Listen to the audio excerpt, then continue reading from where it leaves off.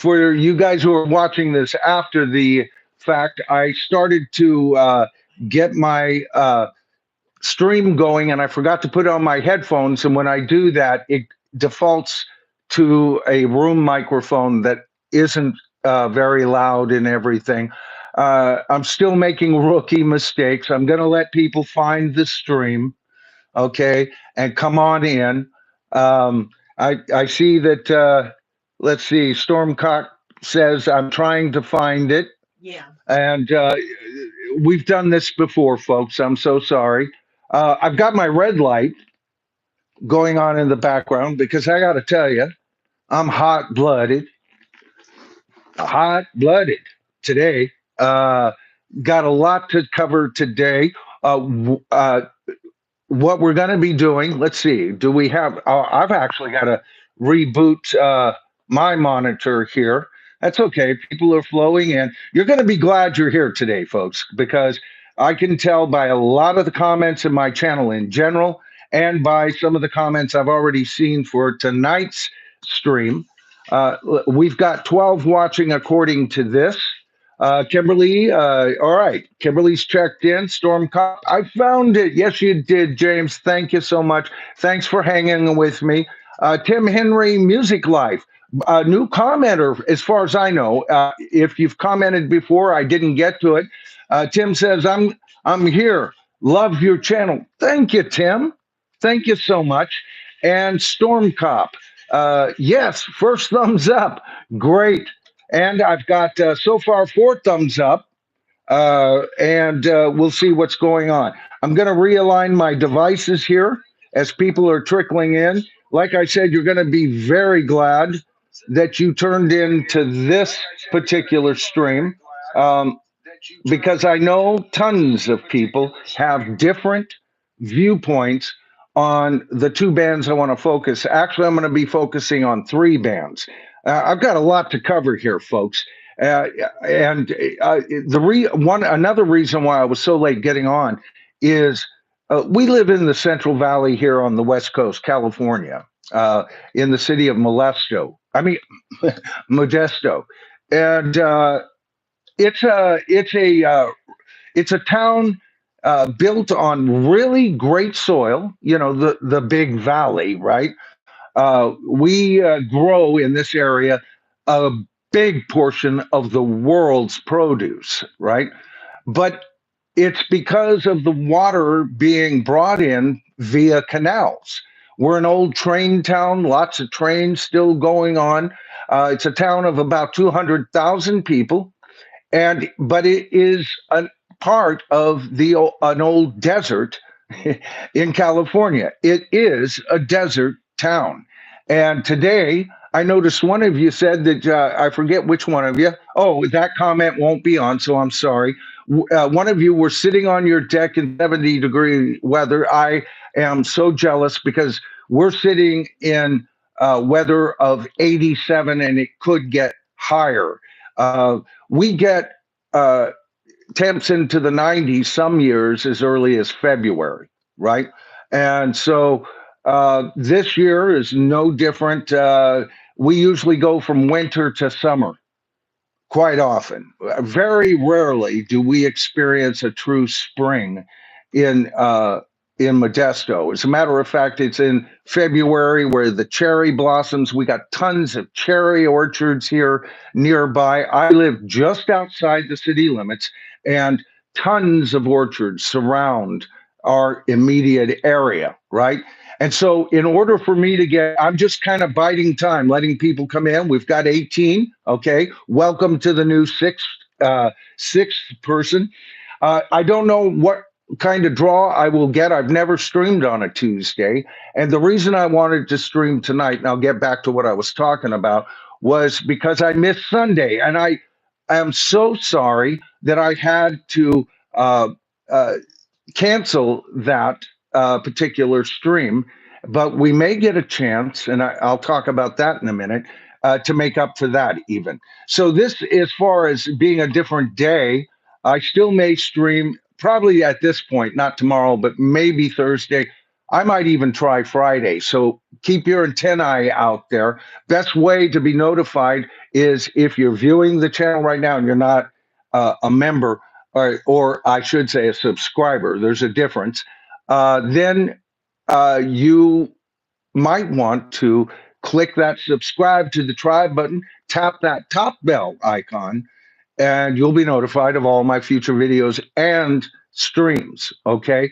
And the channel is in flux. I've been quite honest about that since the beginning of the year. First of all, in January, my views every single year go down. And so this year, rather than weathering that and putting out videos that I felt would deserved a much larger audience, right? Uh, I decided I would start turning my attention to things I've always wanted to do. Okay. So I started really gearing into my polls. Polls have not been forthcoming this last half of this month. And I'll talk about that in a minute because for a lot of you, I've spent the most of the month of March quite under the weather. I don't know what in the hell got a hold of me, but I get better and then I relapse and I get better and I relapse, right? And so, and then on top of everything else, me adding so much to the channel to because what I want my channel to be, because my channel is your channel, folks. All right. It really is. When I say hit that subscribe to the tribe button, I mean it. You're joining a tribe. Ask any of the people who are in here right now, and they'll tell you they have a voice. And to get even more of a voice, some of them have actually even joined as channel members. Now, I have two tiers, and I'm just getting through some channel business here, and we'll get right into it because we're going to have a ball here, I think. I can see a lot of your comments are echoing some of my concerns about KISS and Foreigner. And we're also going to be talking about Fleetwood Mac before we get into those, just real quickly, because I got a couple of things to say there. All right. So if you join my channel, you can join it for $5 a month. And I have made a commitment to provide you guys with a members only video once a week. All right. I just put out a video where I unboxed or unwrapped my new acquisition of Pink Floyd's The Wall. All right. And talk a bit about it, and you get to see it in 3 dimension. And that's not on my regular channel, right? You have to be a channel member to see that video. My next video, I'm going to go over with you guys. And if you don't want this, let me know and say, hey, Michael, I'd rather you do a video on something else. But just to keep the flow of a once a week video dedicated just to my members, I thought I'm just going to go out to the front room, sit on the floor, set up a low camera angle, and pre-record a video going over my vinyl collection. We'll be talking about not just vinyl, because if you're not into vinyl, that might not interest you. But as I'm going through it, I'm going to expound upon the blessings of being able to stream music these days. You see, I don't just collect vinyl. I'm a new vinyl collector. After I gave up my pretty large, I probably had at least 1,000 albums back in the day, vinyl. So it's not like I'm not at all aware of vinyl as a media with which to listen to. I had just given it up when CDs came out, like probably 90% of us, and went to CDs. And I still have CDs. Matter of fact, Royce in the house, or Royce from Royce in the house, just gifted me not too long ago. I'm probably going to have to put some lip balm on. I forgot everything. See, I was in such a hurry to get up here and talk to you guys that I just barely had time to sit down here. But let me finish my thought on this. He gave me this wonderful CD of Led Zeppelin, live, How the West Was Won. And I play that thing all the time in my truck. All right. So I'm also a CD collector. Well, I don't collect CDs, but if they're gifted to me, and I've kept a few, that I thought, no, I don't want to let these go. But I also had a 1,200 CD collection and let that go, and spent the last decade, for the most part, streaming music. And I do that through Apple, and they've always had, even in their early days, a good selection that you can listen to. So uh, I'm not in the vinyl community. I know lots of folks who are, and that's all fine. But I don't go by their rules, their regulations, what they do, and what it takes to be a true audiophile. And there are some people out there that are true audiophiles. David from Texas Safe and Sound, um, Texas Audio Excursions, is quite the audiophile, right? And I am an engineer and I'm a musician. I'm a singer, songwriter, right? And I have done, and so therefore a producer of my music. So I have that background, and my all of my systems have always been systems that were, top of the middle line. I never bought myself an $8,000 turntable. I had back in the day a real decent Pioneer. You know, and that's where I'm at now. I've got a really nice middle level turntable, right? And as a matter of fact, I got it because Royce has the same turntable. I'm going to keep talking. I'm going to put some lip balm and do my hair, Mister. No, I won't do that. Uh, but uh, he kept sending me these albums. And I used to turn to my wife, I go, what the hell am I going to do with these albums? I don't have a turntable. And I thought of giving them to my daughter, you know, but he kept sending these albums and some really great albums. Like he sent me Yes is Close to the Edge and an early copy of it. Thank you, Royce. And that's one of my favorite albums of all time. So that's how I got into it. And so I'll be covering all of those aspects as I go through my album collection. So all of you members, look forward to that. I'm gonna try and shoot it either tonight or tomorrow night. And you know me. As soon as I shoot something, I edit it. I spend hours editing it, and often I release uh, my videos at 2 in the morning my time, right? So often I'll catch this channel is has viewers and subscribers from all over the freaking globe. I have subscribers from Argentina. I have subscribers in Mexico.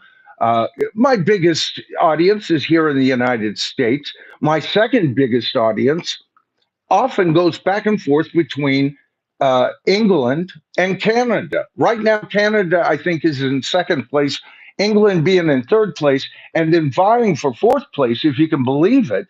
Uh, Matter of fact, could vie for third place if I included New Zealand, but is Australia. I've got a pretty damn decent sized audience down in Australia. And I just love the fact that the channel reaches that far. And when we do that, we become a global tribe. All right. Now, I'm going to keep talking and get this done because I'm getting cotton mouth for you old 60s fans out there. And I'll be right back. But anyway, I'm going to keep talking as we're talking about. Um, there we go. Oh, okay. I'll try not to smack my lips in delight, folks.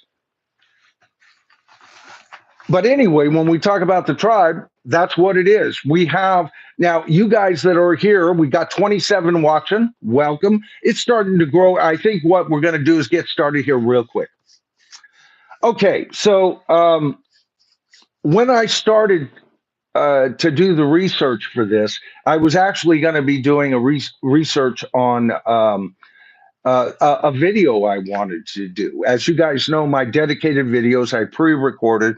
I release them when I'm done, and I thought that these two articles would have made a great video there. But the more I thought about it, I go, you see, when I release my videos, what I do is I release my videos, and then for at least 2 hours, I'm right there for the early birds, and I type, and we're almost as in real time. I'm usually 5 to 20 minutes out from returning your comments. And then as I get ready to go on to another video, I kind of bow out of the conversation and you guys take over and you start talking to each other. All right. So tonight, what we're going to do is we're going to cover three bands, like I said. First of all, I wanted to cover some news on Fleetwood Mac. Then we're going to cover, let's see, what order should we do this in? You know what? I think we'll go with Foreigner first, and then we'll follow that with Kiss. All right.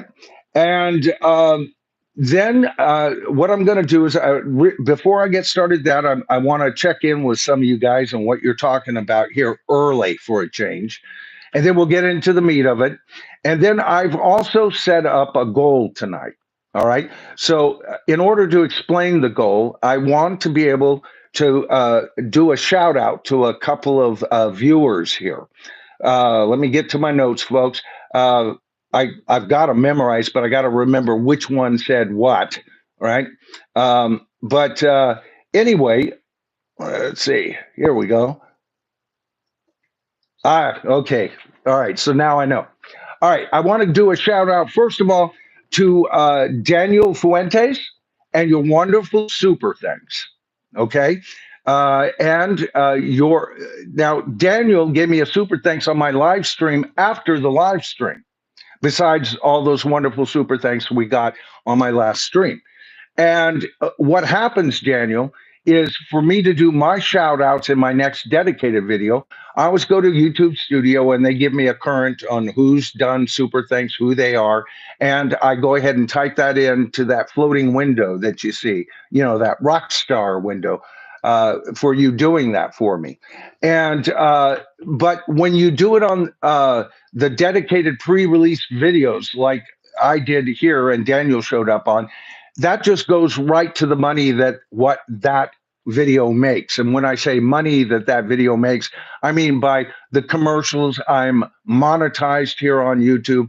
I do this to be able to self-sustain the channel.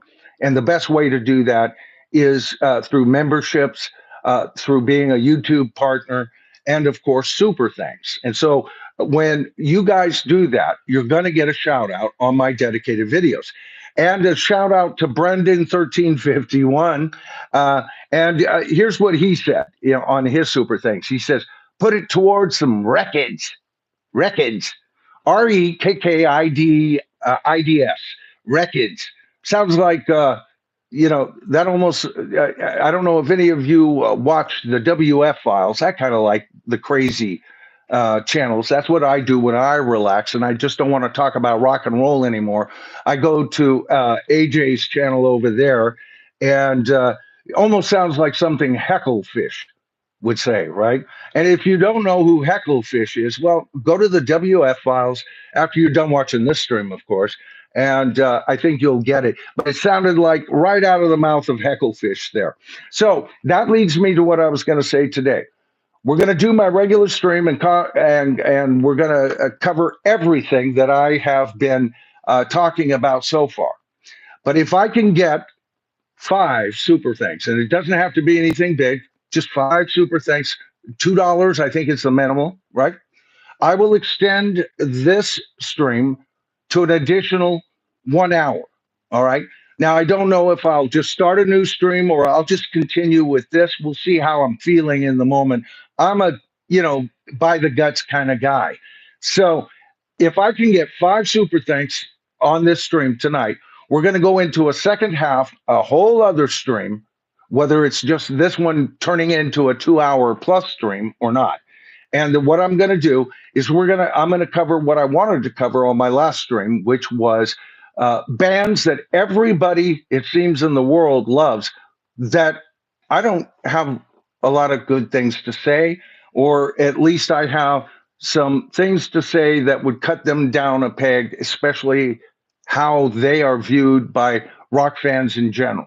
All right. And then we'll get into a discussion with you guys, because I'm sure you have your list. If we don't get to that point, that's fine. That'll be a stream in the future, and I'll get off a little earlier. Now, the reason I was saying I'm in Modesto and all the temperature thing is the reason I'm also late today is getting the room cooled down because with the temperatures we have, I can't have my air conditioning going on while I'm going live. So when the stream first started, I was freezing my ass off, and I'm now at the point where it's starting to get there, you know. So anyway, before we get started, I wanted to go to some of the comments here. Um, First of all, before this, well, I can't go to those. All right, so let's just take a look at what some of you guys are going to say. I started at the top before. We'll start with your latest ones here. Maureen Nelson Maud. I hope I'm pronouncing that right, Maureen. My first concert, Cooper. Welcome to my first regular Andy Williams. What a jerk. Okay, so are you talking about Alice Cooper? Because I can tell you that would be really cool if you were talking about Alice Cooper, because that reminds me of the lyrics. You know, please clean the plate, dear. The Lord above you can see ya. Don't you know children are starving in Korea? Alcohol and razor blades and poison and needles. The kindergarten people, they use them. They need them. Brats we're out to destroy. We're ruling the streets, saying generation landslide, close the gap between them. And I laugh to myself and to the men and the ladies who never perceived a couple of the bands we're talking about tonight as nothing more than $1 billion babies. All right, so that all works into that. So a nice comment there. Caitlin, are you still at the Sphere? I mean, in Las Vegas? Because we're going to be talking about the Sphere. I know Caitlin was still in Vegas when Royce streamed. She's on vacation or was. So that'd be nice to know if you're still there, because I've got a few things to say about that when we get to Kiss. She is Caitlin. Yes, she is. Now, Caitlin, I respect Caitlin a whole lot. I really do. She's an angel. But Caitlin and I fight like we're cousins, right? We don't agree on everything, and we don't agree on the city of Las Vegas and or the Las Vegas Sphere. She's a fan of both, right? And I know a lot of you are a fan of both. Okay. I'm not. And we're going to be talking about that, but there's room for discussion. See, just because I'm not a fan, that's not the law of the tribe. The law of the tribe is whatever the most of you think is probably the generalized view of this channel. All right. We've got, who else do we have here? Divining Dragon, prayers and blessings. Hard to lose one, but sweet. Are they talking about mom?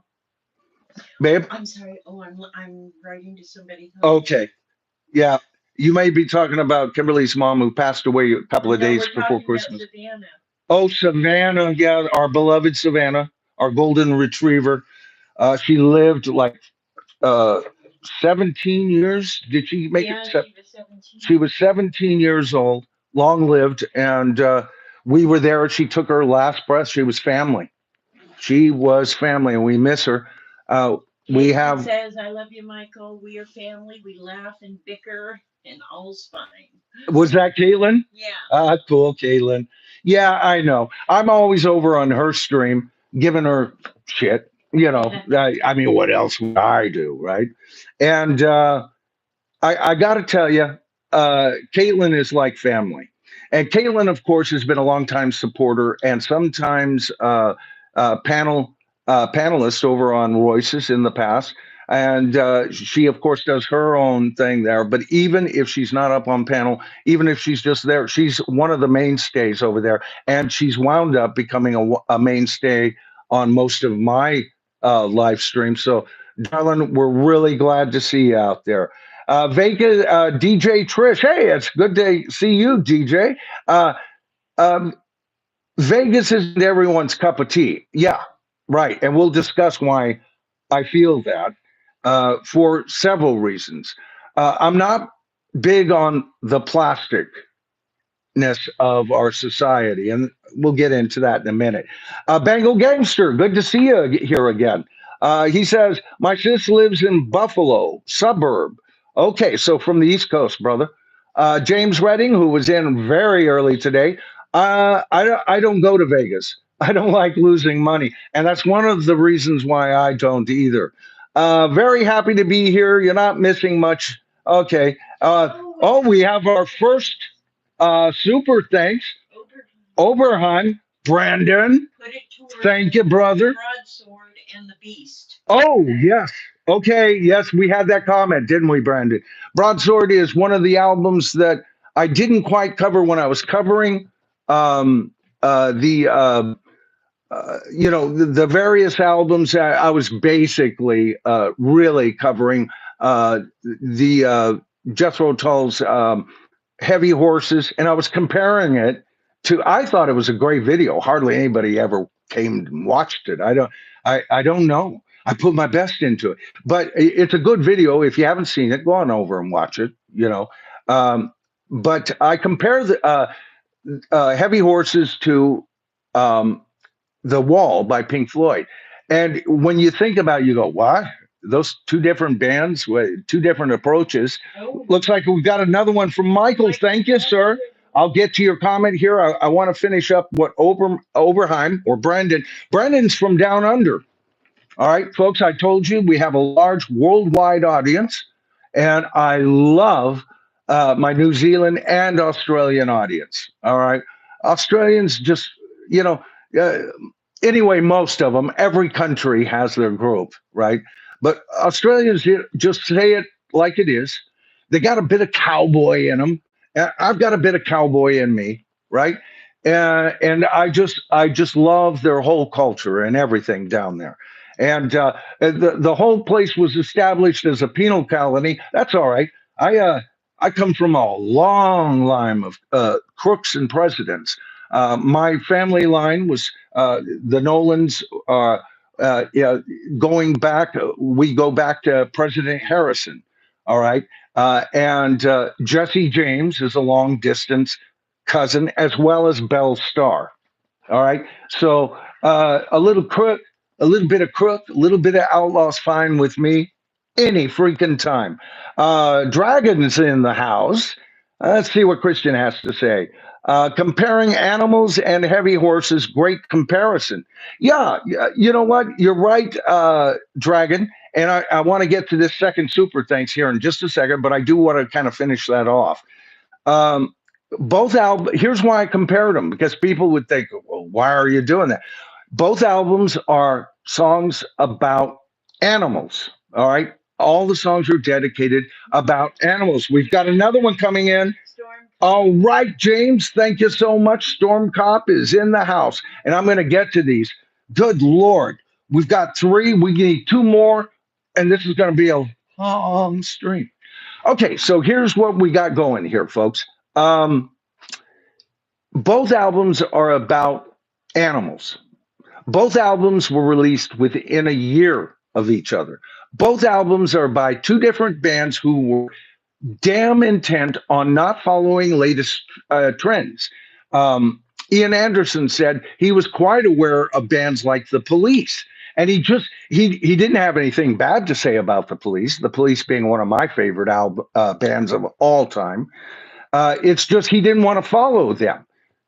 He wanted to still create, and a lot of bands from the classic rock era were just kind of cookie cuttering their way through each album, same old, around the late '80s, and that's why a lot of what a lot of people call the second English invasion, and the whole '80s sound was in direct opposition, especially the punk scene, to bands that they claimed were old dinosaurs. Led Zeppelin being one that they claimed was an old dinosaur, and that's bullshit.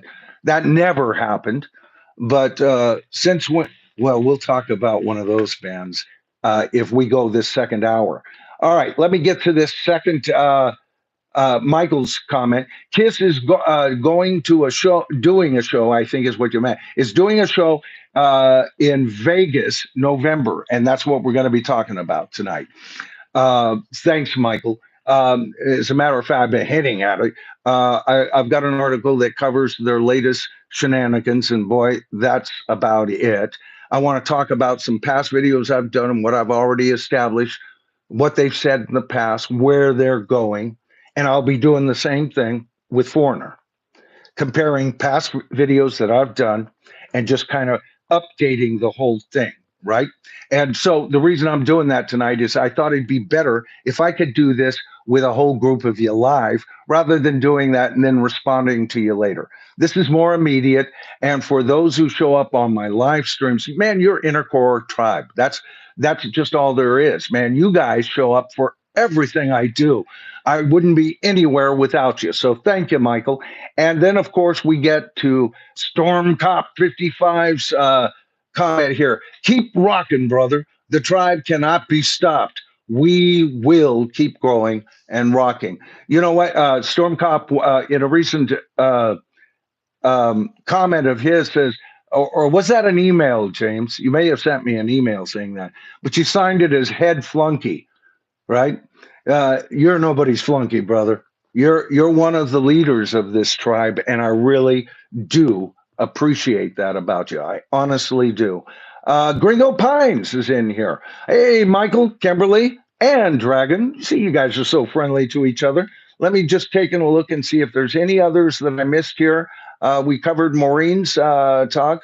DJ Trish says, I'm a beach girl, though. I love the beauty of the ocean. I do too. Uh, I grew up 30 miles from the nearest beach, and I could get there in about 20 minutes back in those days with a 351 Mustang that a friend of mine had that I absconded with more than once while he would drive, take me out there. I spent the majority of my senior year at the beach and then didn't have the credits to graduate. And so I was out of there, got my GED. I think I went down the same day and got my GED. It's not like I wasn't educated, but it was because I spent, I was either my high school, Santa Rosa High School, Santa Rosa, California, and it's situated right next to the junior college, Santa Rosa Junior College. And in those days, we had drum circles, we had bands playing at the junior college, we had jam sessions on the lawn with acoustic musicians, and so I was over there. I wasn't going to show up for geology if I could be over there. I was a musician then, been playing. Let's see. By the time I 72, I had been playing 1, 2, 3, 4 years. I was getting pretty good at that point. I was in a band with my brother and my oldest and dearest friend, Ozzie Davis, who sadly passed away about 3 or 4 years ago. My oldest, I met the man my first day. I went to Lincoln School. We had just moved to Santa Rosa. I was 9 years old, and he was on the front. It's an old two-story school, just like you see in the movies. And he's on this marble front step, tapping away with his drumsticks because he was in the school band and I'd been there for a couple of years already. And it was my first day in the city practically, or the town. And he goes, "Hi, I'm Ozzie Davis. Want to be my friend?" I go, "Sure." you know, and it was a lifetime a friendship from that point. And of course, the fourth member of that band was my friend that I knew since eighth grade, and he's still with us, currently with us, living in Colorado. So it's a long term. We don't get to talk too much, but he was our bass player, rhythm guitarist, depending on what I was doing. He was our utility player, and he was Tom Peterson. Those were some of my oldest friends, and we hung together. We cut school together. I cut practically all of my 12th grade year, except for my music classes. I had 4 music classes. I showed up for all of those. I was in mixed chorus, a cappella, music theory, and a study of music theory privately with my teacher for an hour after school every day, studying music theory on the piano. And I got to a level that makes me kind of like Indiana Jones as a musician.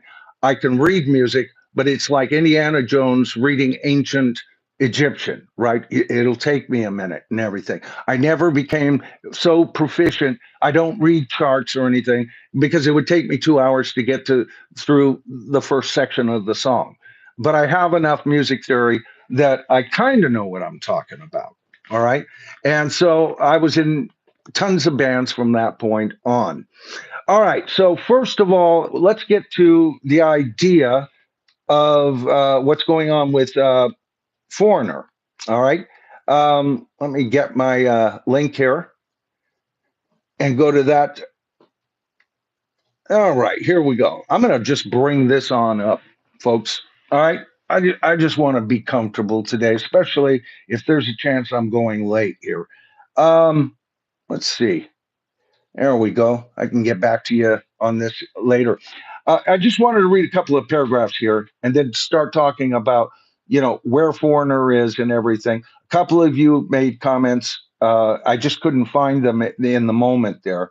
One of you saying that, and I'm sorry, I forget which one of you, I recognized you immediately, saying that he saw a video, was it? Or were you there? Where Lou Graham was performing, and there was some. Were you saying the guitarist was stepping all over the place or something? Was there a contention? Let me know in the comments, babe. Would you look out for a comment on Lou Graham's latest performance or one of his latest Okay. performances with Foreigner? Because that kind of gets into what I'm talking about here. Foreigner has announced a tour of Canada this year. Now, if you remember, I've had my criticisms of Foreigner, uh, even back when Mick Jones was showing up very uh, intermittently and sometimes for only 20 minutes at a pop at their concerts, which left an entire band of members who were never part of Foreigner or helped create that wonderful musical catalog they're playing on stage. And I've often thought of them as nothing more than a glorified tribute band, except that since they latch on to the name legally, a Foreigner and claim to be Foreigner, that makes them one step lower than a tribute band, in my opinion. All right. I've covered in videos how Jeff Pilson has stated that Foreigner is prepped. This was from a video in 2024 to tour up into and including all the way through 2027. So, no signs of it slowing down, despite the fact that Kelly Hansen, who is the replacement singer, who basically has replaced Lou Graham as the lead vocalist. And I hear he does a fine job in replicating, although I've heard his voice isn't quite what it used to be. And I've covered in videos how he has stated he is not going to be able to do this much longer, and that was right after Jeff Pilson's comments. And so I thought, is this a final race? And then so when I saw the article that I'm about ready to read to you, I thought, ah, so Jeff Pilson knew something. We're getting, they just say the PC stuff, that they want rock writers to write about them. And often it's only one quarter of the truth or an absolute bold-faced lie. So when I saw this article, I thought, wait a minute, I might be able to tie the a tether to articles I've covered with Jeff Pilson, Kelly Hansen, Foreigner in general, and this new one. All right. So, first of all, the article is entitled, and this is from UCR again. Like I said, I often go to UCR because their articles are written in a concise fashion. I already know what I want to say, and I'll just use their basic structure to let you know what the story is. And if I need to do any more research, I go to other places. But it's good, kind of like People Magazine for rock online for me, right? Very concise articles all done within paragraphs of each other, not pages. So this article starts off by saying Foreigner will embark on a 2025 Canadian tour as a prelude to the launch of Jukebox Hero, the musical. Holy shades of Beatlemania, right? Remember those? I went to those in San Francisco, the original Beatlemania. It was wonderful.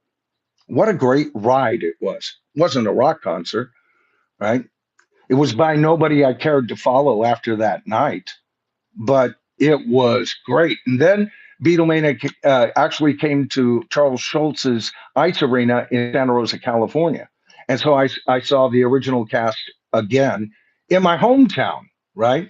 Because Charles Schultz, he was the artist who created the Peanuts cartoons. He was just the guy that hung around his ice arena all the time. I bumped into the guy all the time. I went and saw Bill Cosby at his show at the ice arena there, and a friend of mine went out and followed Charles Schultz and Bill Cosby over to Charles Schultz's indoor tennis. And we watched them through the slits. They had these low slits playing tennis before Bill Cosby did his show. So I've never been overly excited about, you know, uh, meeting famous people. My friend Bill passed right by us. I mean, he must have been 2 feet away from me. And Co saw him. He goes, Mike, Mike, like this. And Co's my friend. He's the guy who taught me my first 6 chords. He's 1 year older than me. And you know what? To this very day, he's still 1 year older than me. The closest thing to an older brother. I'm the oldest kid in my family. So, matter of fact, I'm the oldest living Noland on both sides of my family, I think, right now, which turned our family from matriarch to patriarch, although nobody pays attention to me. So, anyway, um, so I've never been, overly excited when I see somebody, right? I bumped into them on the sides of stages of concerts I've gone to and everything. I just admire what they create. Okay, so anyway, this is, I guess, Jukebox Hero, the musical, set to go into production in 2026. All right, so that's going to go the year before Jeff Pilson said that they're willing to go through. See, I think that was a lie. I think Foreigner is setting themselves up to tour well into the 30s, folks. And this article kind of hints at that if you read between the lines. Canadian Legends 54.40 don't know this band. All right. Legends. Then how come I haven't heard of them? I've heard of Rival Sons, but anyway, evidently this is a legendary Canadian band. I have a lot of you out there that are Canadians. Let me know. Is this a band I should turn my attention to? I don't know. I don't know anything about them. If so, give me a clue on what they are. What's the best thing to listen to them? I'll do it. And if it's something I get excited about, I'll do a video on them. But I don't know anything about them. And it says we'll be adding excitement to the tour with a set that includes I Go Blind and Ocean Pearl, which must be two of their biggest hits or biggest recognized songs or pieces, and other gems from their impressive repertoire. Foreigner will welcome Canada's own Georgie Brown. Now, who is Georgie Brown? Dig this. As guest vocalist, so he's a singer. Yeah, we got the idiots on motorbikes out there. They'll be coming up and down the stream, so apologies for that if the mic is picking it up. Um, Not all of my neighbors are super cool. I'm sure you all can identify with that. It says during their set, audiences will be familiar with Georgie as the male lead of the workshop production of Jukebox Hero, the musical, in Calgary and Edmonton, and the sold out run in Toronto at the Ed Mervish Theater. All right. Now, it looks like what there's a couple of shows here that of course, this new band won't be on it. It looks like two out of the, what do we have? Two, four, six, eight, 10, 12 shows for this Canadian tour, 10 of which will have this band, I guess, opening up for them, right? Must be that. Has to be. So now take a look at this. What is this? What was his name again that I just covered? Georgie, right? Georgie something. And there you go. Gonna give me a bit of a trouble here. I'll just close you down. There we go. So anyway, I've got a there. There we are. What's his name again? Georgie Brown. Okay, who could forget that name? Um, what does this make Georgie, and what does this mean for um, Kelly Hansen? I looked up the band on Wikipedia, and according to Wikipedia and Wikipedia concerning the band and Kelly Hansen, he is the current singer, still current singer for Foreigner, or the band that claims to be Foreigner, right? So, what does this mean for Kelly Hansen? Now, I've covered in my past videos that Kelly Hansen has been saying that, it's hard to hit those notes. It's getting harder and harder. I've watched other content creators who have gone to these shows who have criticized his voice as being less than stellar these days. And he's also made kind of exit remarks like, there has to be an end sometime to me singing for this band. Now, he never says the end of the band, he just merely says the end of him singing. Is Georgie Brown being trained to take over for Kelly Hansen, with Kelly Hansen agreeing? It doesn't even say that Kelly Hansen's going to be there. They just say this new singer is a guest vocalist. Does that mean Kelly Hansen's there and then the guest vocalist comes up for a couple of songs like Lou Graham has been doing, right? Which I think is an insult, right? They give what, Lou Graham, two or three, four songs to sing, and then I guess Kelly takes over from there, right? And you're talking about the original lead singer, okay, who doesn't sound anywhere near like he used to either. But according to what I'm seeing, Kelly Hansen doesn't sound exactly like he used to. I'd rather see Lou Graham up there with Mick Jones, and I might see this band as pretty much almost Foreigner. Get one more original member or a member that had anything to do with their albums, and I'd be okay with them touring as Foreigner, right? And so I've also covered in my articles that Lou Graham has stated he's going to be touring with Foreigner intermittently throughout 2025, and then he's retiring. So I guess he's still out there performing at his own, or did he just close off? Maybe one of you in the comments can let me know. Just closed off just a bit. You know what I'm saying?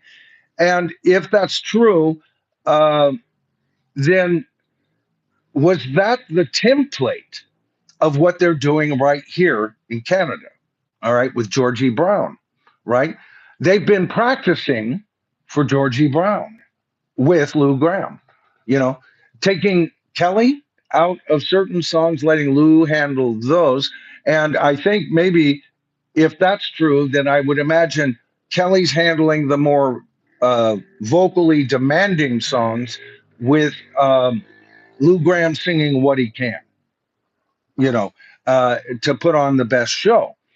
But now, once Lou Graham's out of the picture, right?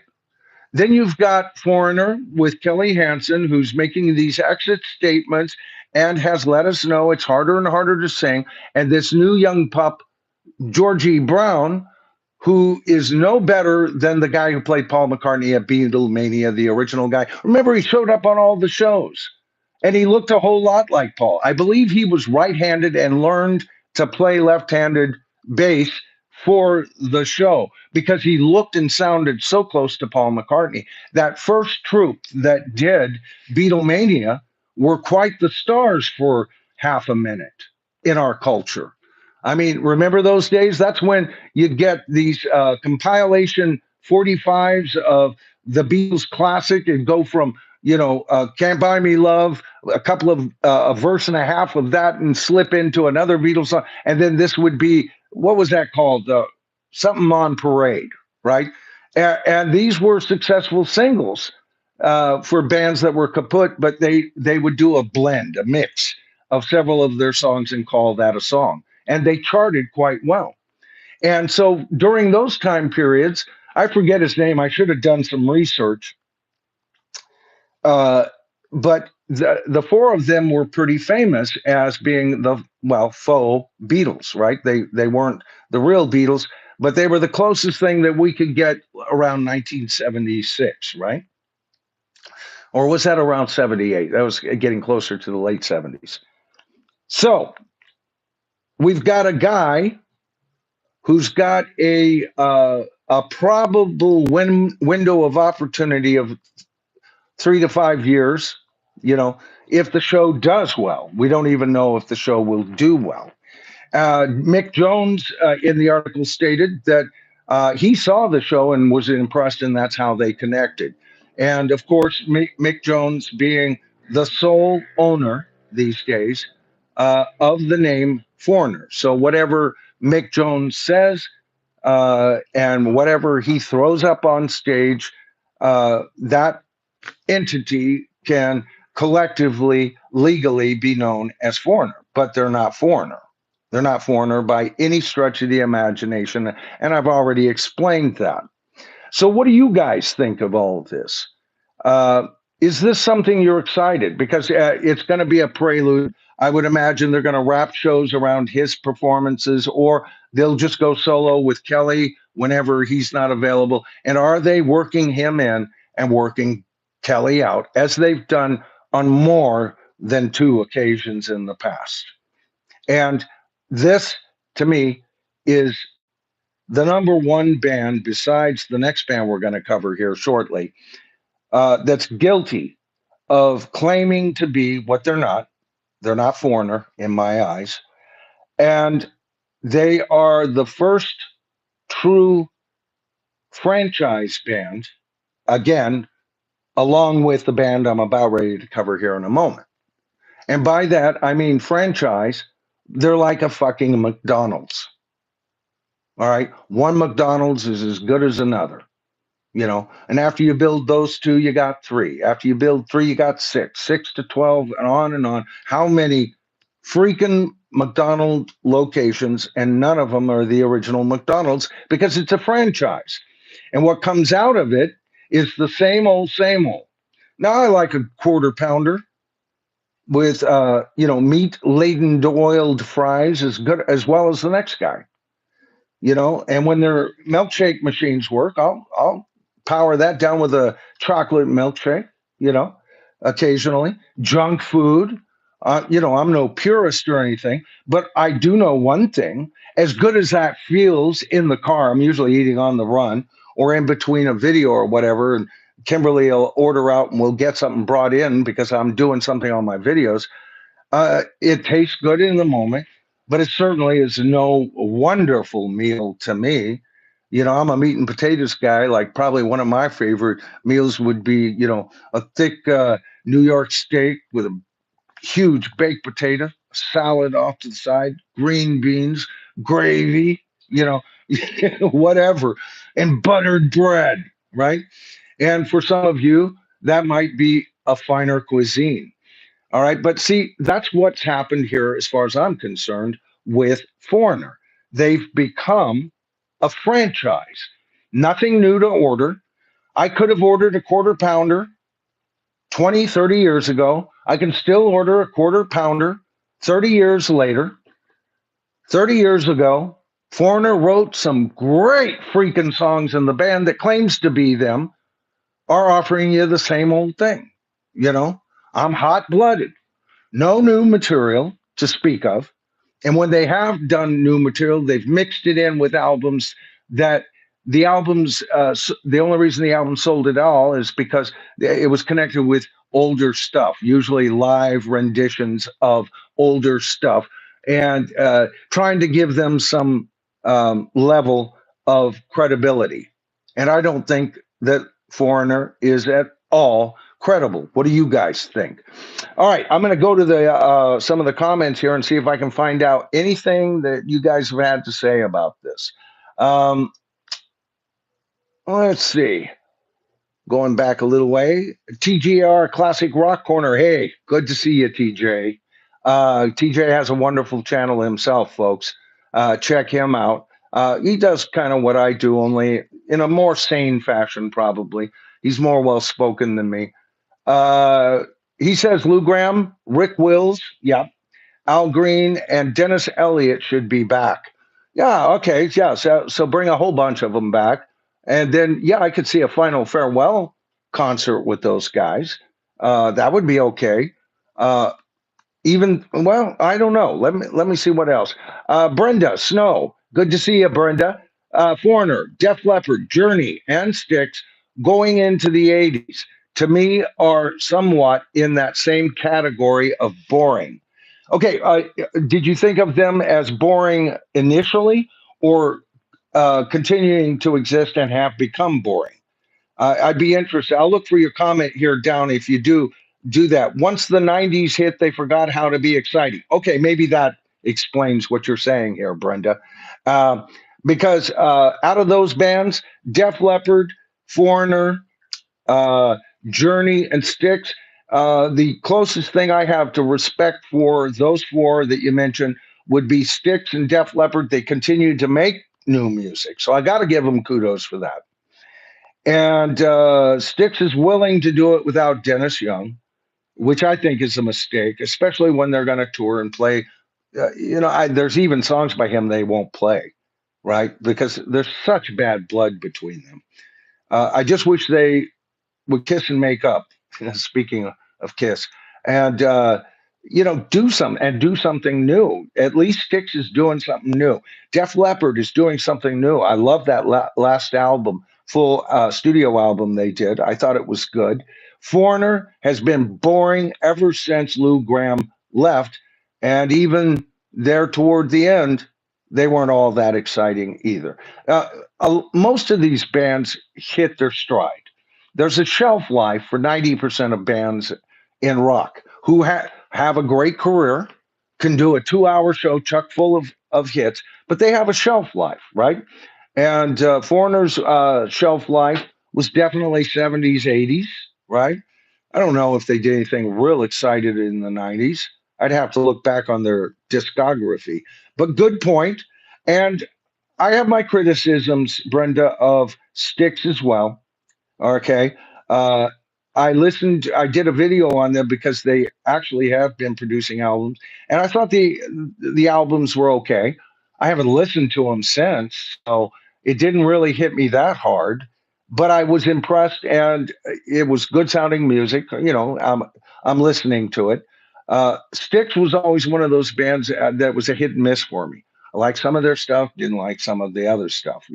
And Dennis DeYoung was often behind the moves I didn't care for, but he was also behind some of their brilliant moves and a major force in that band. Mo Fugger, I love your name, Mo Fugger. Mick needs to be there so Poodles doesn't jack up the guitar solo coming in too early. Okay, it was you, Mo. It was you. All right, I remember your comment. Jeff Pilson kicking him to stop. Here's the link.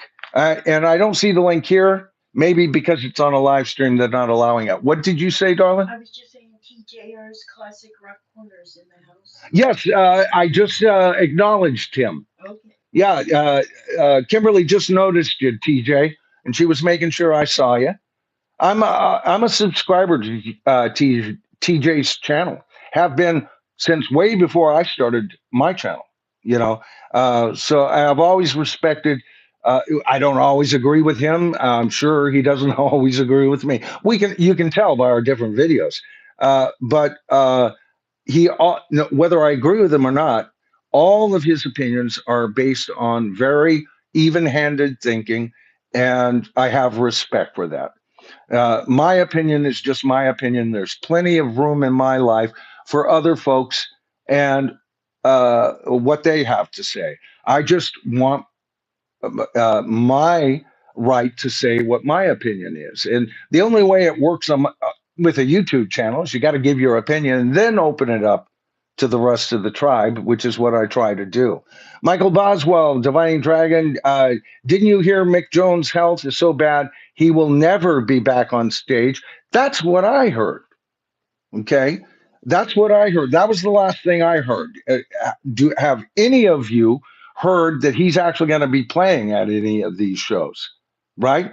I heard he was pretty much done, and he's doing what the bass player for the Guess Who was doing. He retired. They had an older drummer that was in there. The rest of them were replacements, right? And he retired, but he owns the name. I guess co-owned it with. Anyway, all that nonsense is done because Burton Cummings uh, took their right to perform his music away. Bodacious move, by the way. You know, he lost a lot of money doing that. He did it for the principle of the thing. Burton Cummings has always been one of my big rock heroes. I love his voice. I bought his first three or four early solo albums as well. And then I just kind of lost, connection with him over the years. I was into different styles of music, and he was sounding less and less like the Guess Who that I loved, which is good for him. He was moving forward in the direction he wanted, and in a direction less than I wanted. But anytime I would never. He was always a hero of mine and became a major hero when he took those bastards to court.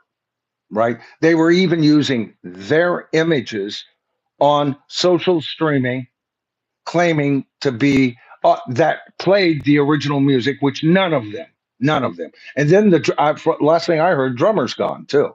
So they're a tribute band, just like Foreigner, and just like Kiss. You go, Kiss is a tribute band? We'll get to Kiss in a minute here. All right. Kitchener, hey, good day. Good to see you. Long time commenter on my channel. All right. Let's see. Rob L. No, it's Mike Patton. Okay. Another private discussion there, or, you know, public private discussion. Love Miller in the 70s. Are you talking about Steve Miller? 80s stunk. Uh, the 80s were a 50-50 proposition for me. I thought some of the most exciting music came out of the 80s. I think that punk had to happen. I'm trying to keep my mouth shut about punk until we get to the second part of this show. Two more, two more, uh, and we'll go an extra hour here. Um, let's see. Brian Seltzer can't play guitar anymore. Now, I've heard that too, Kitchener. I've heard some criticism about that. I haven't seen anything. Boy, what a great guitar player in his day, though. And that's sad. It's like a vocalist losing. I can't sing like I used to. I used to sing second tenor. I have trouble hitting tenor notes these days, and that's only on a good day. When I first come out of bed, I sound like Kermit the Frog. Maureen, let's see, brought a Mint Miller band album from '86. What a bore. Think I know why it was meant. I just got a Steve Miller album. Actually, I bought it for my wife. I've bought three albums for her now.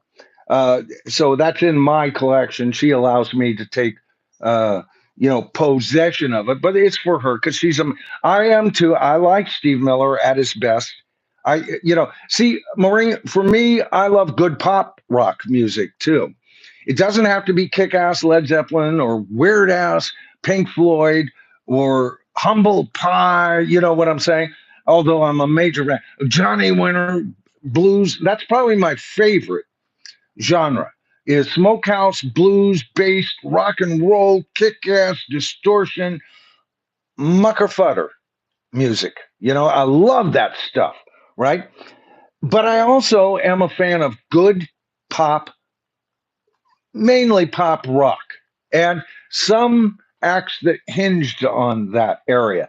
So back in the 70s, when the singer songwriter became big, that's how I got into Elton John. Right. I bought his very first album based on Your Song. And the rest of the album was good, but then the next albums that came out, and when I talk about being an Elton John fan, only during that initial time period with Bernie Taupin, what up to Yellow Brick Road? Maybe there was one album after that, but all those I had. My wife is a major Elton John fan. She don't care what year he's singing. She just loves his voice. He's got a great voice, but I liked him not because of his voice. I liked him way back before he came out of the closet. He was just another guy in rock. Not that I cared that he needed to come out of the closet. I was also a Queen fan, and before Eddie or Freddie came out of the closet, most of us fans kind of had a guess which way he swung. right? I don't care about people's lifestyle. I care or their politics. I just ask them to keep their politics in their lyrics, right? Frozen in time, and let me peruse the lyrics and see what I think and make up my own damn mind about it. I don't want to be pounded with your politics live at concerts. Roger Waters, right? Bono, right? Bruce Springsteen, right? Okay. I just don't want to. Oh, Ted, what's his name? The guy from the right. Oh my goodness, we see another one coming up here. $5 from Mark Greenwell. I'll get to your comment here in a second. Mark, thank you so much. Ooh, this may be a long one, darling. Yeah. What are we gonna do? Got any more go juice? All right. So I love good pop music. I always have.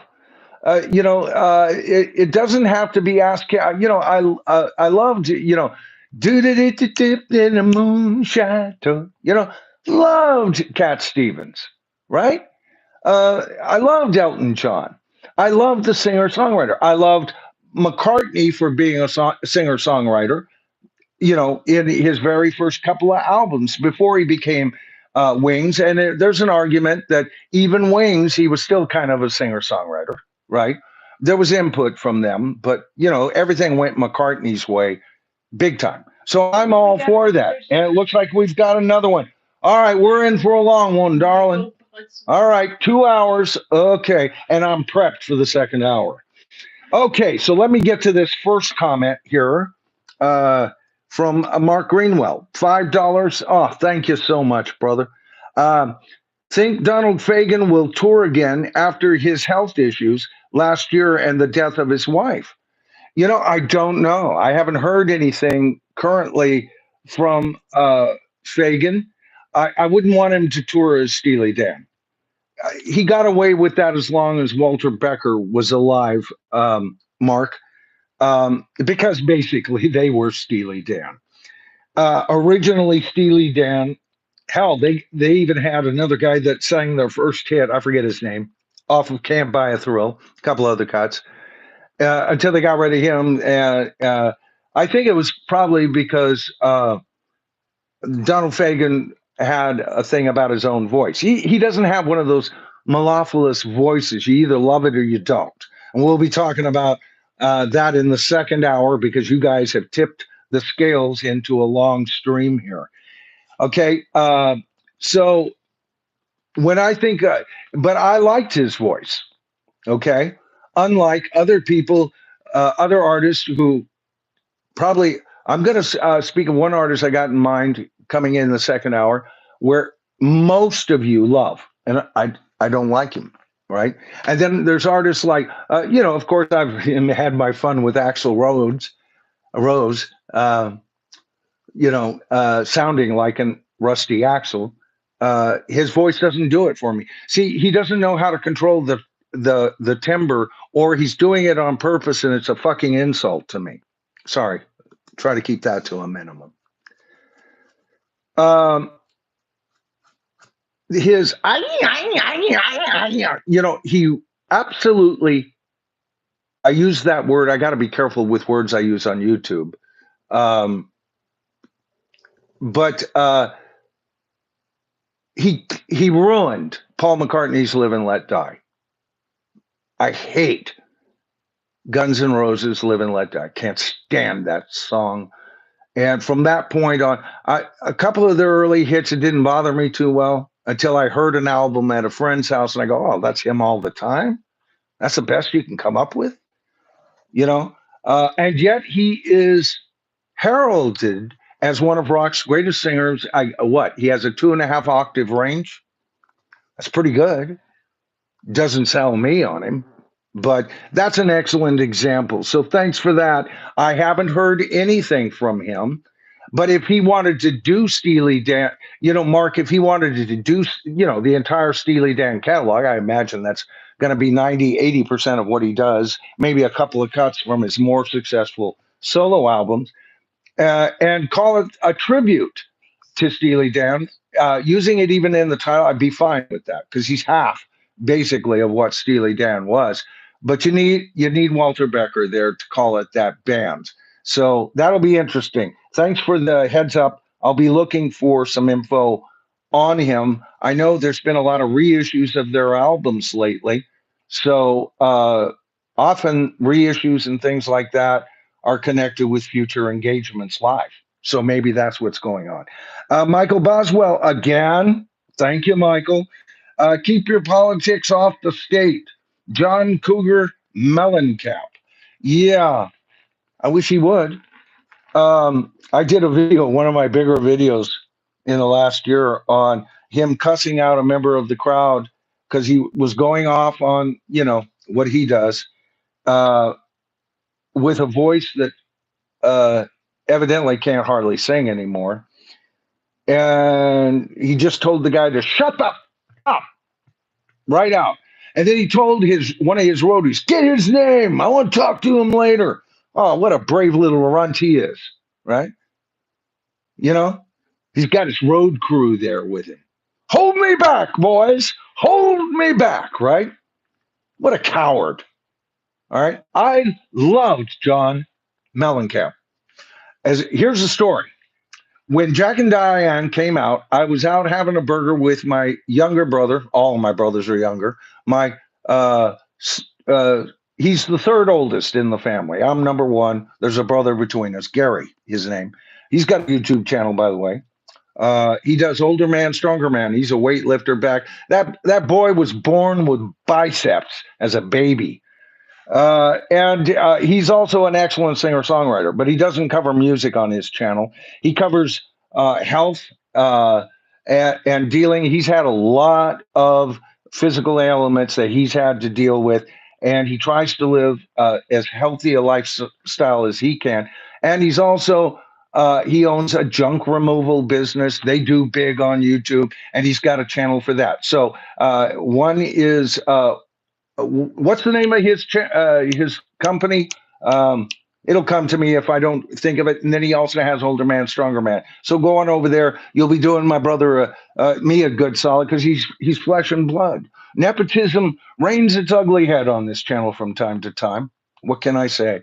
But we were out having a burger and we heard Jack and Diane. It was like one of the very first plays, yeah, in the North Bay, just slightly north of San Francisco, that area.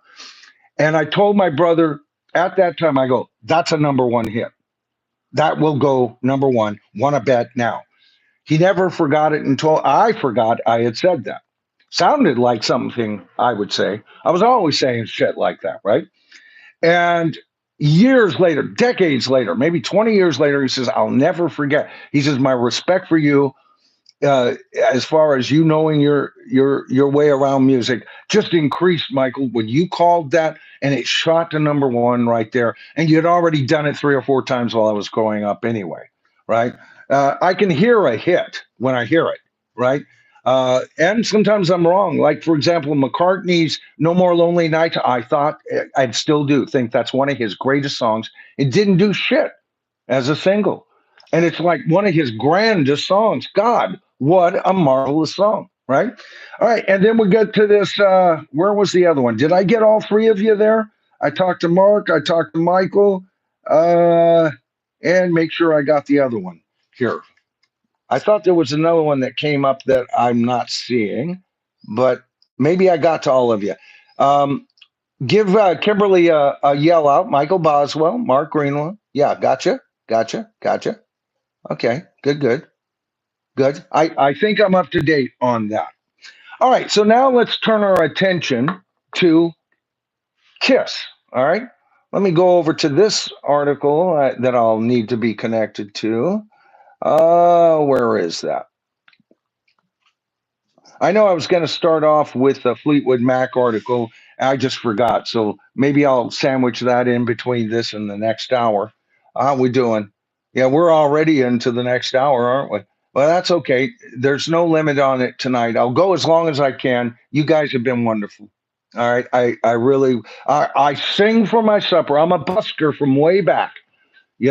I've put my guitar case out on the sidewalk and just sang songs and had people drop in a buck or two. I've done that many times in my life. That's a minstrel tradition, right? And so I'm pretty much singing for my supper tonight, folks. And I hope to give you good quality content over it. All right, so let me grab this. I don't want to be hunched over in front of you. Okay, so here it is. The article again from UCR by Matthew Wickening. Wickening. Hmm. Wickening. Yeah. Hmm. Okay. I mention his name because I want to point out a couple of things. This guy's a gun for hire. All right. Some writers are a gun for hire. A lot of these writers are paid per article. They're not actually connected to UCR, I would imagine. Maybe they've got a small staff. I don't know. But they pay for articles. They pay for writers to do this. And you can always tell when a writer's a gun for hire, and I'll show you why he's a gun for hire as I go through this article. All right. The entirety of the article, let's see, how long is this? And I'll decide how much I'm going to cover it. It's not very long. So I might just, yeah, I can cover this word for word in very short fashion. Okay. So the article is entitled Kiss to Perform Live at 50th Anniversary Celebration Show. Does that surprise any of you? What do you guys think of that? I thought these guys retired. Okay. They said they were done. And I'm going to be talking about a couple of sentences that Matthew typed into his article here when I get into the meat of this. They said they were done, folks. They even sold their images and everything to those who are putting together this Avatar show that's supposed to start at my last knowledge was sometime in 2027. So in a couple of years here. All right. They were done. They said, that's it. What a way to say, mwah, final farewell. We are done. And then nobody was talking about doing future shows. Nobody was, despite what this guy writes. I want you to remember that. Nobody was talking about future shows. I wasn't aware of even Gene Simmons saying, oh, and then I'm going to go out and do with my band. I thought pretty much from the news that I've been covering, that was an afterthought after they were done. All right. Now, I repeated the words from Billion Dollar Babies earlier. There was a reason for that. Bands like Foreigner, this what the Guess Who were, and Kiss are what I call a bunch of billion-dollar babies. All right, they chase the almighty dollar over creativity and have done for a freaking long time. Anything, the money. I mean, these guys are in their 70s. They don't have that long to exist on planet Earth anymore. I don't, right? And some of them are, in general, some of these rock stars are billionaires. McCartney is, Bruce Springsteen is. Probably if you take everything that Bob Dylan is worth, he is, right? Billionaires, at least and when I'm talking multi-millionaire, you're talking $100 million in their bank right now, and probably a half a dozen properties worth another 100 million or more. Okay, these are billion-dollar babies. They're chasing the almighty buck. Kiss was dead. Their future was written as an avatar. That was supposed to be the future of Kiss. But watch how this clown words this, and he's not quoting anybody. He's writing this. In other words, and he doesn't back it up with any facts. He doesn't give you a little link to go check where they said this. And actually, he doesn't even say they said this. You'll see what I mean when I read this. So pay attention here. Here we go. Kiss is set to return to the stage for their first live performance in 2 years. Has it been that long? Oh, oh. Oh, Caitlin's about ready to shoot me out there right now. I think Caitlin kind of likes Kiss, She had to leave. right? What's that, baby? She had to leave. Oh, did she? Yeah. Oh, okay. Well, she might check in later on. But she loves Kate. You know, Caitlin loves, I think she loves Kiss. A lot of you love She Kiss. does, yeah. I've got channel members, not members, but subscribers who love Kiss. And I've said in the past, their very best work, really early on, was pretty decent. And they had something to say as a rock band, despite the fact that they dressed up like freaking bozos. I've always said, look, I've got room for one dress up guy, well, two.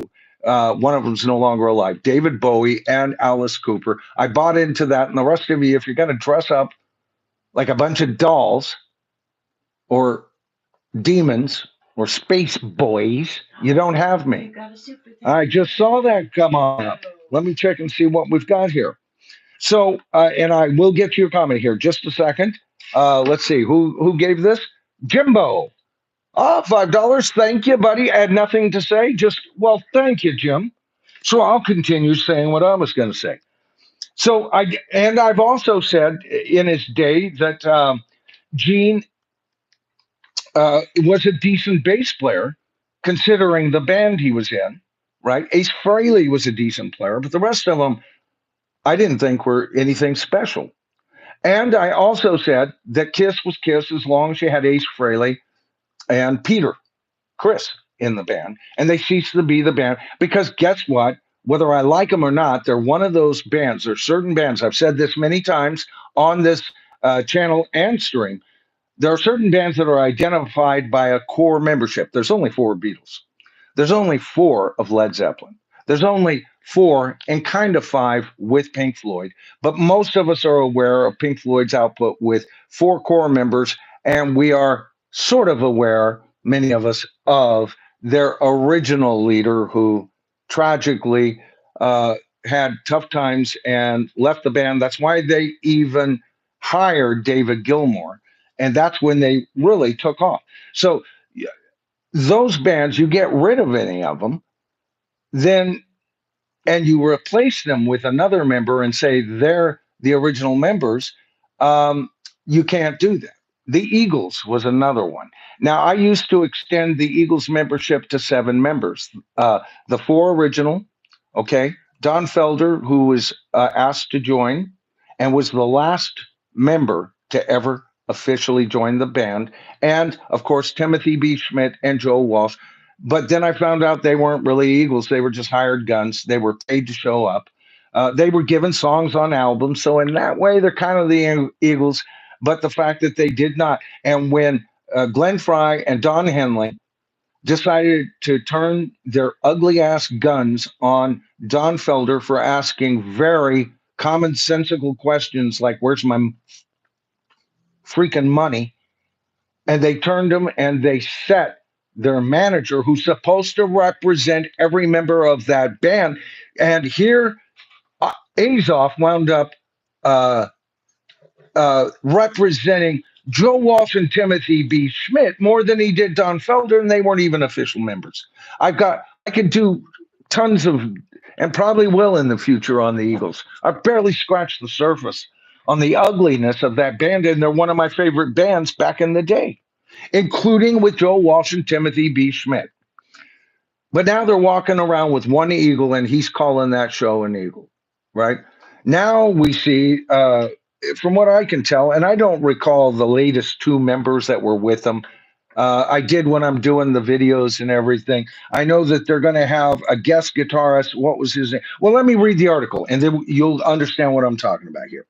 According to an email sent to followers of the recently updated KissOnline.com website, the group will perform an unmasked. Now, remember that. An unmasked live show as part of the 3 day Kiss Army Storms Vegas event, celebrating the fan club's 50th anniversary. You can see the email below. It says, well, we're not going to get into that. The event is scheduled to take place November 15th this year, right? At Virgin Hotels, Las Vegas. In addition to Kiss Unmasked performance, the email notes that a full scale of activities will be announced, and we're going to get into an activity that they claim is happening that isn't what they claim. That's already happened. All right. It continues to say that the fans can expect a special live performance from former Kiss member Bruce Kulick or Kulick. I don't know how to pronounce his name. Now he goes back to the early 2000s. What? Right around what? 2000, 2002 or 3? I don't know. Late 90s maybe? I forget. You know, uh, Kiss has been such a revolving door of replacing members. It's ridiculous. And I lost all interest in them once the original four were gone. I had a mild interest into the band until that point. And I wasn't going to be suckered in the first time they took their face paint off. So this isn't even a new freaking move, from them. This is same old from another in the $1 billion baby club. All right. And Gene Simmons is probably the master of arms of that club. You know, he's never, he's like the Donald Trump of rock and roll.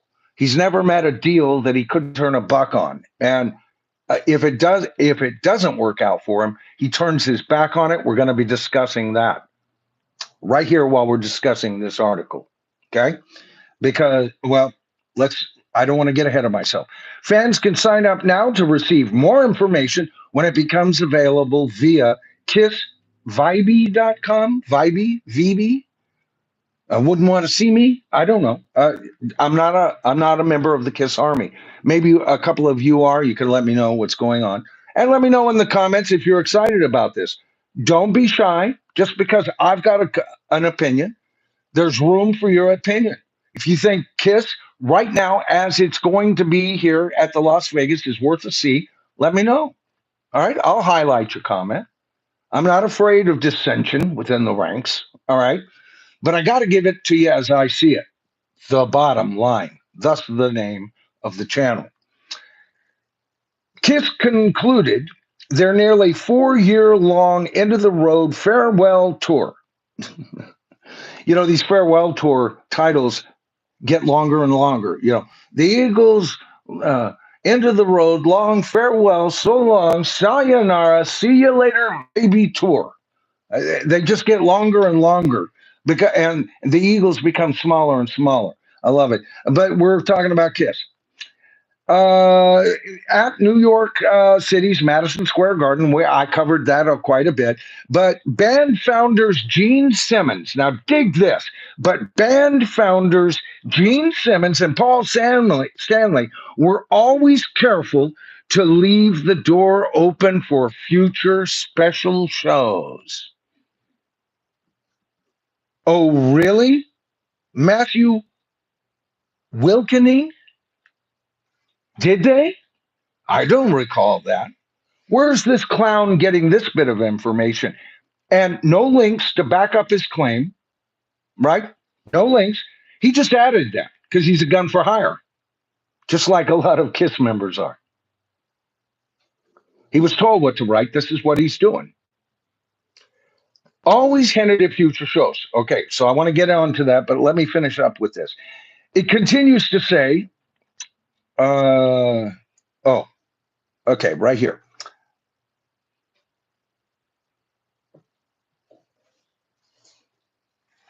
And actually, about unmasked performances is what he said there. Now he says anything's possible. That's a quote from Stanley in a separate interview.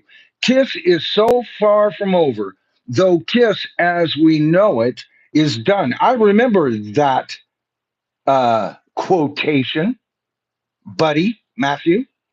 All right.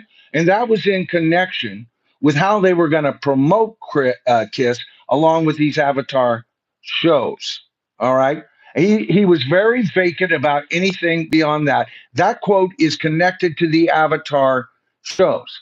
So, what Matthew has done in this article has reinvented history or rewrote history, which a lot of people in Hollywood love to do.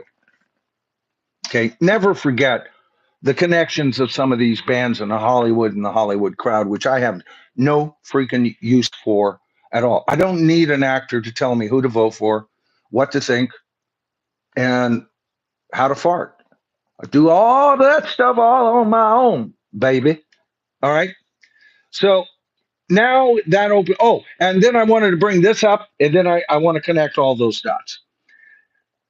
They talk about this Dress to Kill. Fans celebrate Dress to Kill with New York City Expedition. I guess this is a walking tour, right? A large group of fans celebrated the 50th anniversary of the band's Dress to Kill album Saturday by touring New York City with the help of a new hour-long audio tour. Oh my God. Now they've got the Sphere on remote, you know? You got to be connected to a device, right? All right. The tour started at the corner of West 23rd Street and 8th Avenue, where the band shot the album's famous photo cover. This is one of those things, you go to San Francisco, you got a little historic tour, right? Get on. But here, let me see if I can blow this up, and I hope this will show through. Let me see.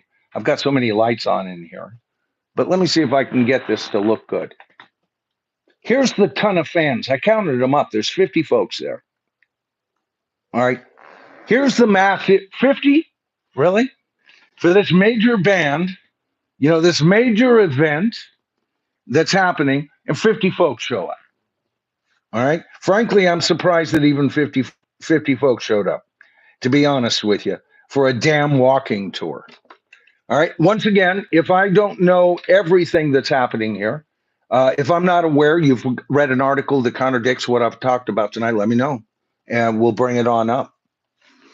Okay, so back to Kiss here and the show at the Las Vegas Sphere.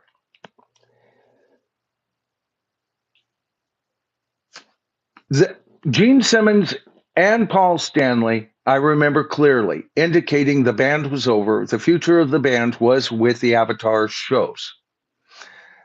As I recall, Gene Simmons Paul Stanley hasn't been on tour, but Gene Simmons has. Gene Simmons, just before this announcement, canceled a major portion of his latest shows.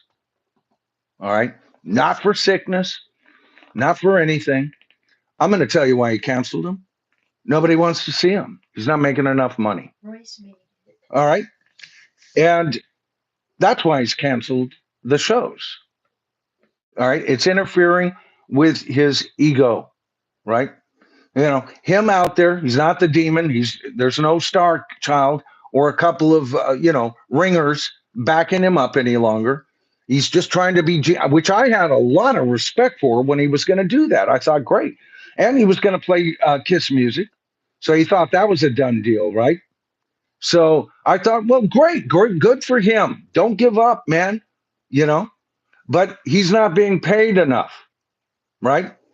And here they're going to do this major show in Las Vegas at the Sphere. Now, Paul Stanley wasn't going to be doing anything, man. Here he comes crawling out of the woodwork, They're bringing in special guests. They're hinting at, I'm kind of wondering if this is going to wind up being, could there be an Ace Frehley show up? Could there be Peter Criss? And past members showing up. They're already showing one past member, and they're not saying whether or not the two current members or current members up to 2023 are going to be there or not. They're just saying, well, we got this, what's his name? Kulik showing up from an incarnation that most fans don't hardly recall, I would imagine, unless you're a hardcore Kiss fan. Hey, Royce, good to see you.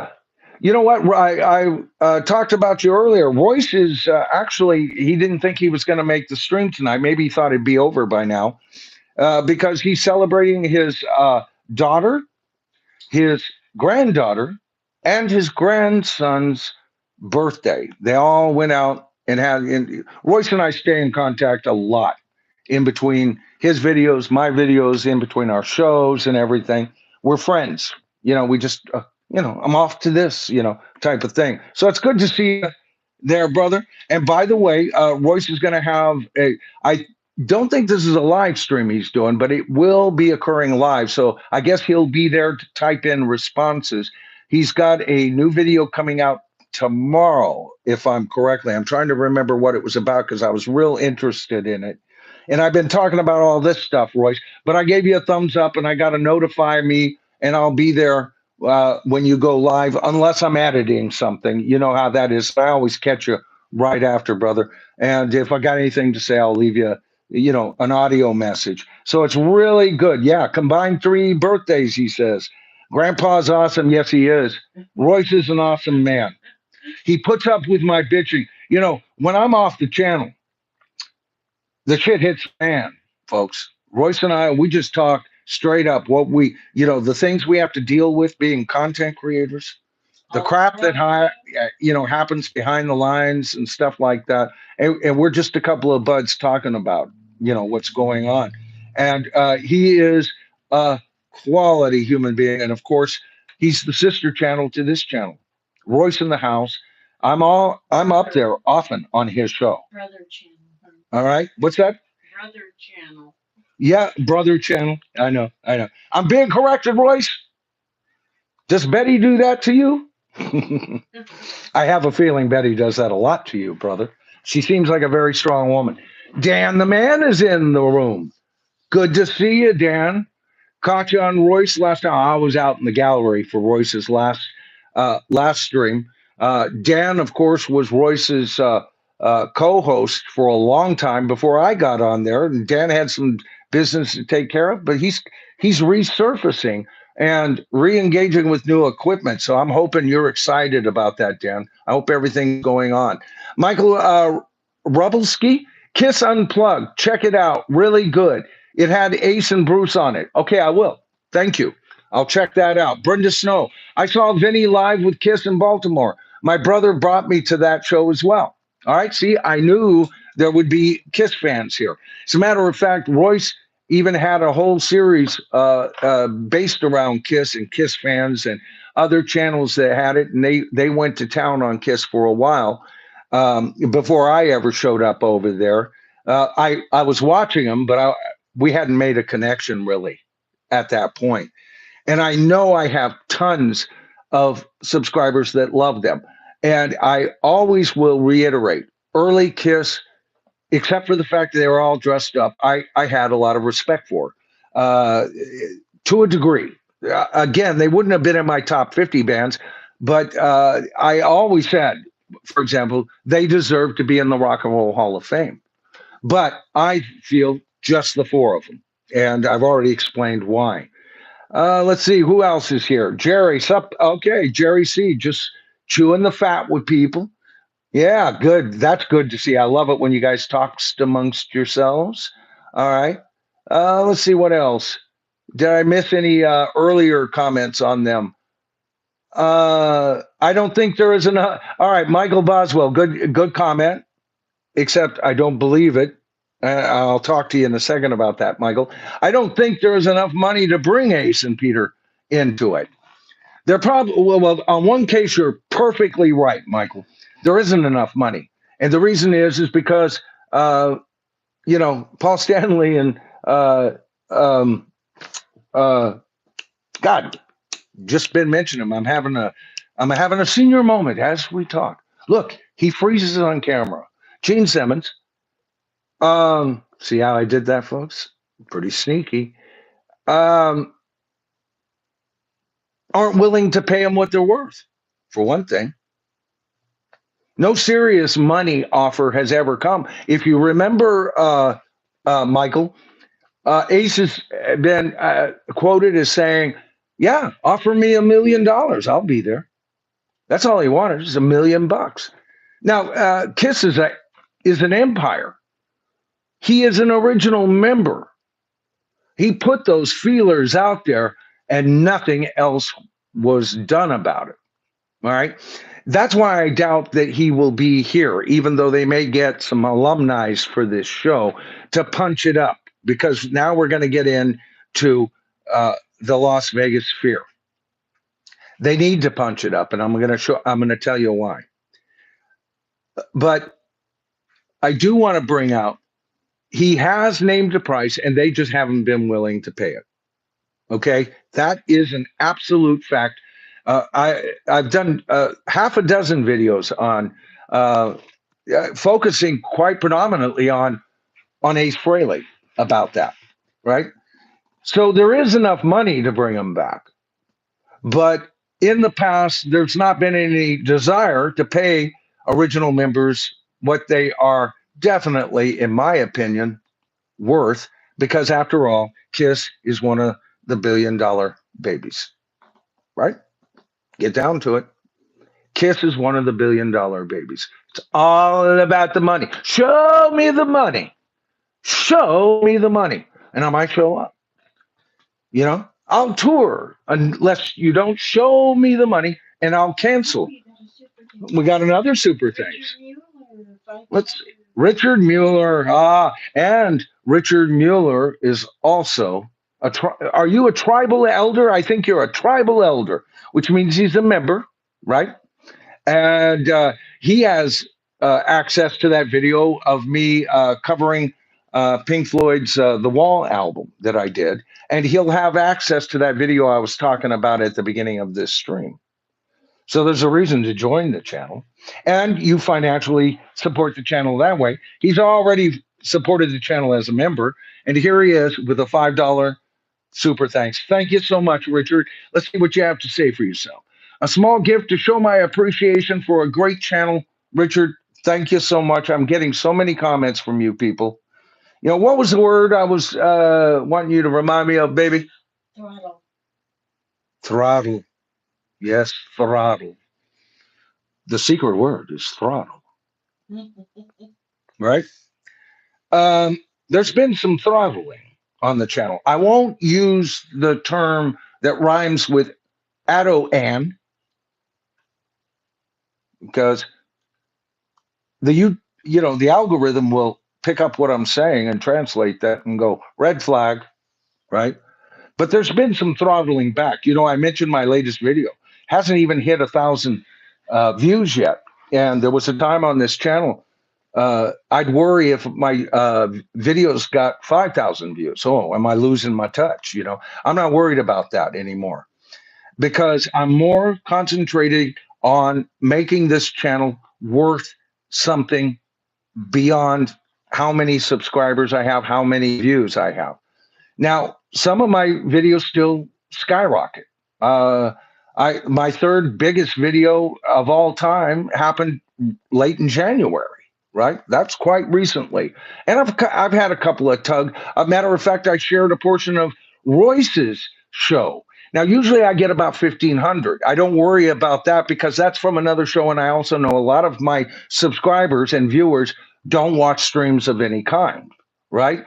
And so if I get 1,500 views from Royce's show, showing a small portion of what we covered is usually what I do, then I feel, wow, what a success. Even 1,000 from his show, I find that quite worth doing.